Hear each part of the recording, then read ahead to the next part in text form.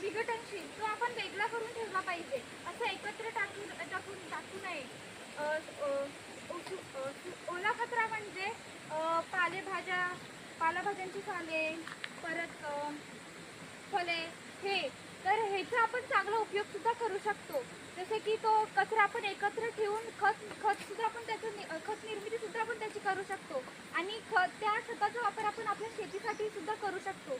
तर तो आपण वेगळा करून ठेवला पाहिजे.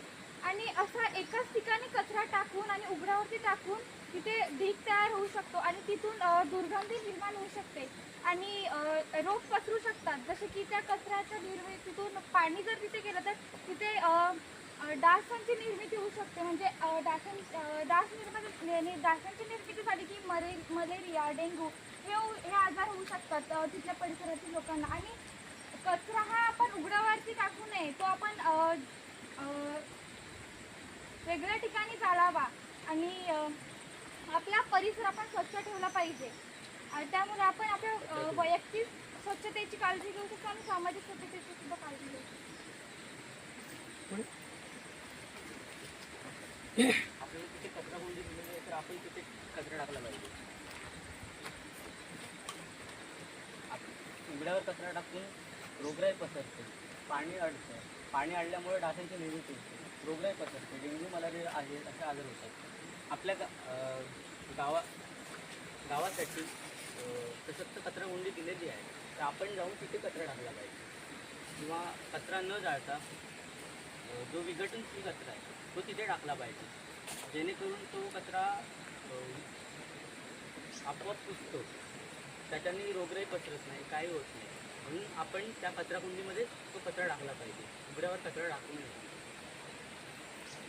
एक मिनिट, अरे प्लॅस्टिकचं राहिलं पाणी आलं त्यामुळं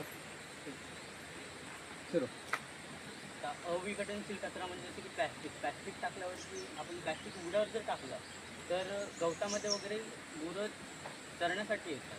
तर तिथे जर त्यांच्या घशामध्ये जर प्लॅस्टिक अडकलं तर ते अडकून ते मरूही शकतात. त्यामुळे आपण त्याची काळजी घेतली पाहिजे.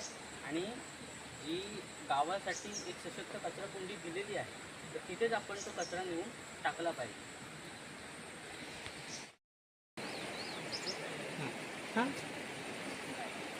इथं आपल्या गावची कचरा कुठे, इथं कचरा टाकला नाही, कचरा इथं तर विस्कटणार नाही. सांग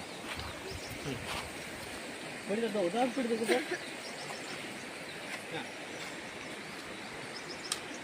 तिथे आपली गावची कचराकुंडी स्वच्छ निर्मिती केली आहे.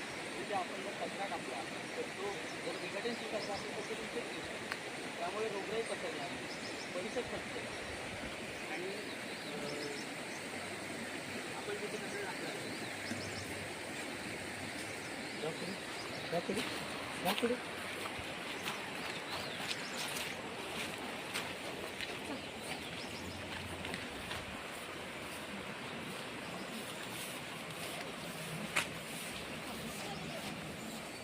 दाखवायला पुढे